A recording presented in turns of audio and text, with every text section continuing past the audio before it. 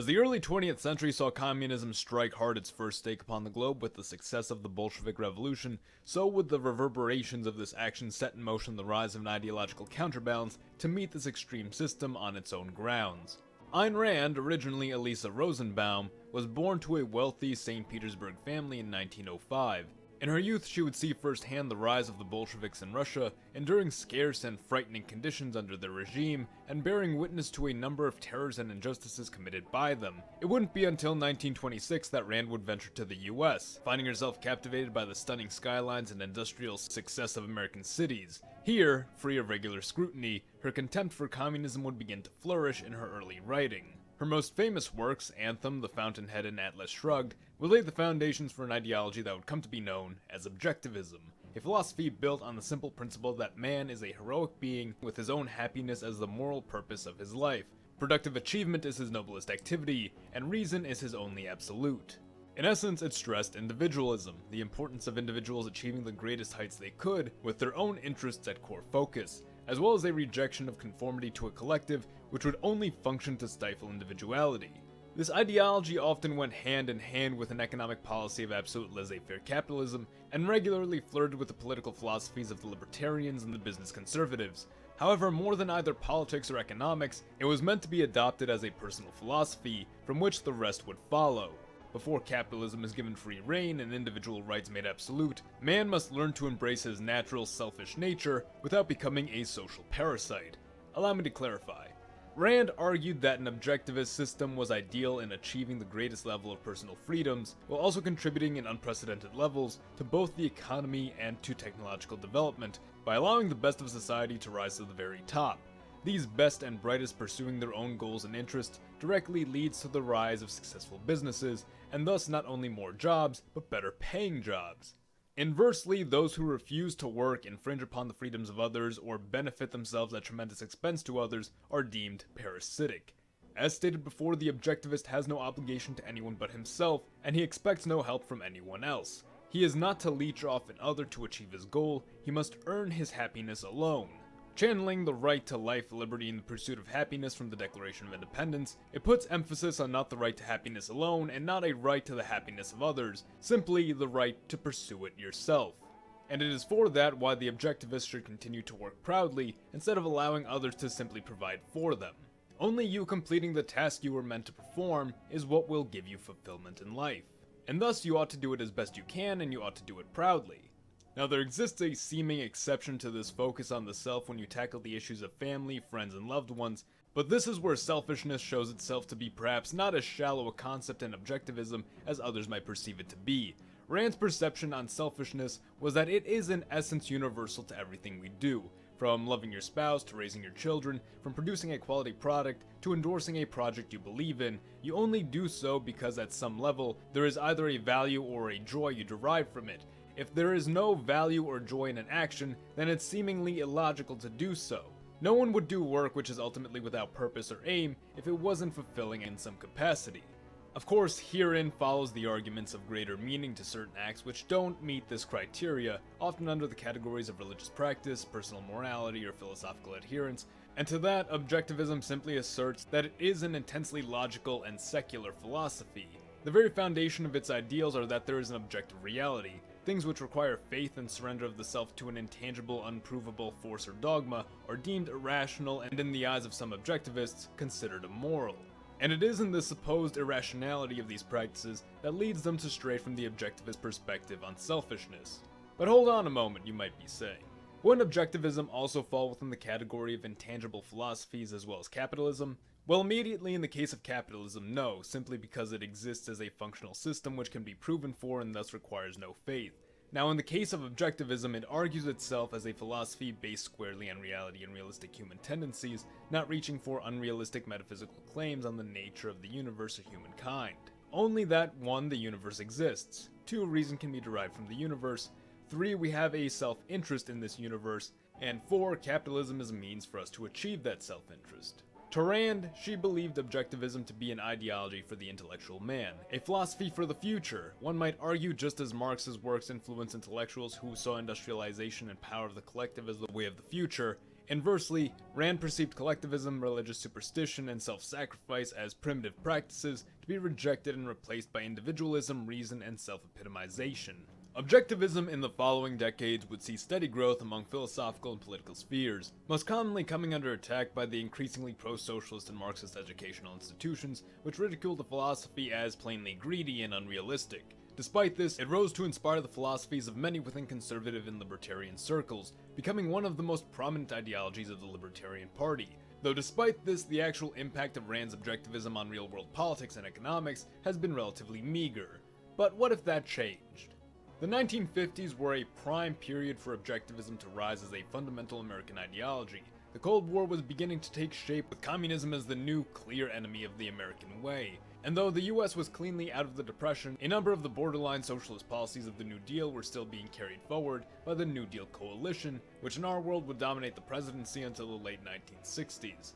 In this alternate timeline, we could propose that increased controversy surrounding the New Deal coalition and fears of American communism create the perfect storm of conditions for Rand to bring her ideology center stage.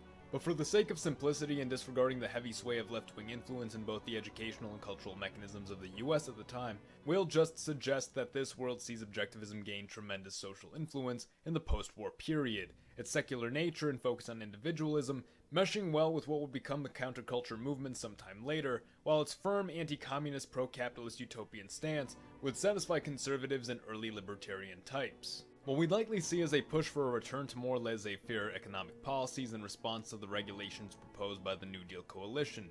Immediately, history remains mostly as it had, with FDR's successors retaining public support, but at an ever-diminishing rate as the economic debate was soon joined by the debate on civil rights, intervention overseas in both Korea and Vietnam, affirmative action, the role of government, and much more.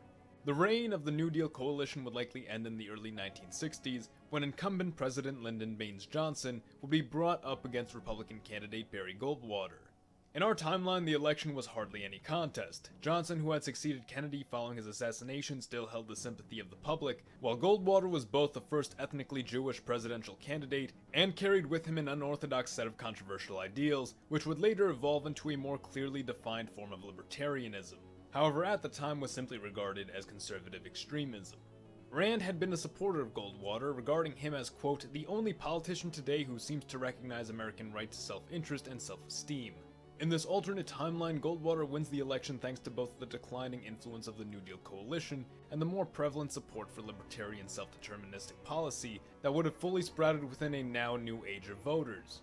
He would redefine the party into one which, as he had hoped to achieve in our world, would no longer be a party of conformists, but a party for free men, together in a flourishing nation without the stagnations of collectivism, a country where all who can will be self-reliant, and one in which the government only conducts its basest and by the Constitution functions to ensure a free society.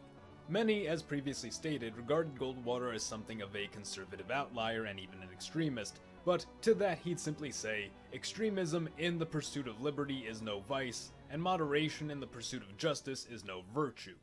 Now, Rand never believed that objectivism was to be enforced or achieved all at once or through some revolution of sorts. It was intended to be a gradual integration of policies to allow for such a philosophy to flourish and gradually change minds. Goldwater would be precisely the first step needed to drive America in that direction.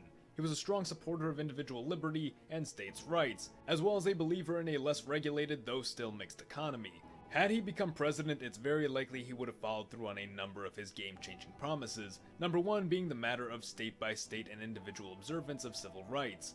Throughout most of his career as a politician, Goldwater supported civil rights, however disagreed with the ways in which politicians of the time sought to enforcing it, from Eisenhower's use of the federal military to enforce integration, to the federal enactment of anti-discrimination laws, which he asserted violated the freedoms of association and of states' rights. It really seemed to him that in the sacrifice of liberties for the pursuit of equality, the US was on a trajectory toward the same despotism of the Soviet Union.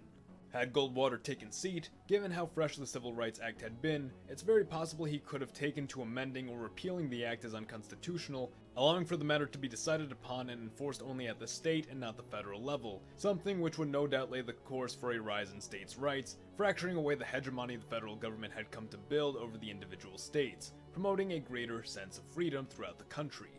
Secondly, Goldwater was staunchly anti-communist and would take action both domestically and abroad, cracking down on labor unions via corruption investigations, and making the alarming proposition to use tactical and small nuclear weapons in conventional warfare to end the conflict in Vietnam for the Western powers, as well as send an aggressive message to the Asian communists. As risky as it may sound, that risk diminishes when we consider that the Viet Cong were primarily supported by the Chinese and not the Soviets, this having been during a time when Chinese and Soviet relations were growing very cold, and just as China first developed nuclear weapons, still unable to deploy them at a long range. So while unlikely to trigger immediate nuclear retaliation, it could set a dark precedent for the use of small nukes in conventional warfare, although alternatively, it could mean no US involvement at all, as Goldwater had asserted that he wouldn't resort to a land invasion, and would only take action if conflict could be resolved quickly.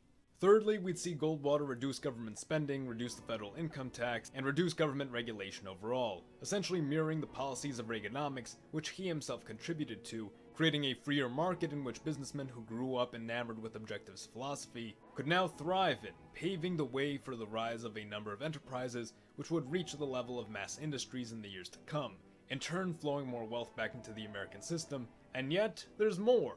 While Goldwater was ethnically Jewish, he was notably skeptical of Israel, specifically the Israel lobby in America, which he regarded as much a problem as the labor unions, being that they seemingly had their own agenda which differed from that of the common American. If Goldwater as president took a colder approach to American-Israeli relations, it could lead the US to avoid supporting Israel in the Yom Kippur War, and thus avert the oil crisis which followed as retaliation by the Arab nations. What this means is more money in America's pockets, and a gradual distancing itself away from the Middle East. Perhaps turning to Canadian or South American oil, especially choosing to rein Canada in, who around this period would have begun developing relations with China and Cuba, much to the dismay of the US. Now, had Goldwater won re-election, it's possible he may have gone as far as to pull the US out of the UN following the admittance of Communist China, an action that would have easily earned the support of the anti-internationalist objectivists, including Ayn Rand herself. The Goldwater presidency, had it lasted one term or two terms, would have radically shifted the American paradigm to re-embrace liberty above all else. The Republican Party was now a firm coalition of former Dixiecrats, business conservatives, libertarians, liberals, and constitutionalists, while the Democrats became a party of labor, minority rights, and disenfranchised Christians who came to reject the secular tones the Republicans began to adopt. More generally, the Republicans had essentially become the party of objectivism, the party of the self and of personal achievement, whereas the Democrats became the party of altruism, of the collective and of equality and of internationalism. As could be imagined, such a system would lead the US to become an industrial trade and productive giant, one capable of outlasting and outproducing even the Soviets, channeling the spectacle and excitement of the space race into fuel for what would become private space ventures and development of superior technologies which propel the nation vastly forward. Most Americans in this world enjoy a level of luxury only imagined in the most utopian of societies, with an even more impressively wealthy elite at the very top. Down below, however, many would find themselves in dire conditions without the safety of the welfare state to protect them. They would endure hardships unknown since the early days of the Great Depression, their only solace being the Democrats who would draw these discarded souls into their ranks through the provision of free food and shelter, gradually making of this underclass a loyal following, resentful toward the government who had failed them. While the majority of the nation prospered, this minority of the population would realize it had no hopes of making change democratically. They now had no voice at all. They had no power. All they could do now was take action. Violent resentment of the wealthy would most certainly emerge and spell a period of domestic conflicts potentially decades long. Had the US wholly embraced the principles of objectivism by this point, which let's just say is somewhere in the 2000s, suppression of these radicals by the government alone would be immensely difficult, and so would the elites need to adopt a policy of economic warfare, boycotting Democrat-run businesses, terminating employment, and raising prices to be wholly unaffordable to the impoverished rebels. The result is smuggling and looting of shipments, which would simply be reinforced and secured, so that the rebels would eventually be starved out, leaving memory of this uprising once it had eventually concluded to slowly fade into obscurity. In time, though earlier than in our world, this objectivist America would move to decriminalize homosexuality and legalize several drugs for either commercial or medical distribution, allowing companies to create safer variants and regulate their use. Scientific research, without hefty government regulation, is able to conduct more breakthrough studies, though with understandably greater trial and error. American society would become in a way more accepting, but increasingly cold. Personal fulfillment and a focus on only your inner circle of loved ones, as well as your familial network of connections, would leave the population vastly disconnected in their own bubbles of existence. Though likely it wouldn't be much worse than the situation we have today with the isolating nature of the internet and social media. Additionally, not all lifestyles and choices would be accepted. While much would be legalized, business owners could still choose to refuse service or employment based on any number of factors, and you of course still need to deal with the repercussions, be they physical, social, or economic, for whatever your actions might be. Yes, society would become perhaps as free as a civil society could be, but freedom comes at the cost of security. No one else will take care of you but yourself. No one is looking out for you but yourself. From that perspective, it can be very frightening, but it's something which must be seen from a different angle, that you alone control your life. And that's the big thing. You control your life. And you can go with it as far as your limits stretch. It can be as basic as, say, wanting to do your job well so you have enough money to live comfortably, or it could be that you have greater ambitions, that you want to improve your body through fitness, or create machines out of a sci-fi movie, or write a story that takes people to another reality. But whatever it is, it won't just be handed to you, nor should you want it to be handed to you. Some will achieve before you do, or you might soar higher than everybody else, but no matter what, you need to try. Because if you don't try and you give up from loss after loss, nothing is there to catch you. And that's partially true of our world as well. If you just give up on an endeavor you really believe in, nothing is going to make sure that endeavor comes to light. You alone are in control of it. You are in control. And that is where I'll end this video for now. The US of Z thanks you for watching. Support your Legion by liking the video, or join our ranks by subscribing for more. Mr. Z, out.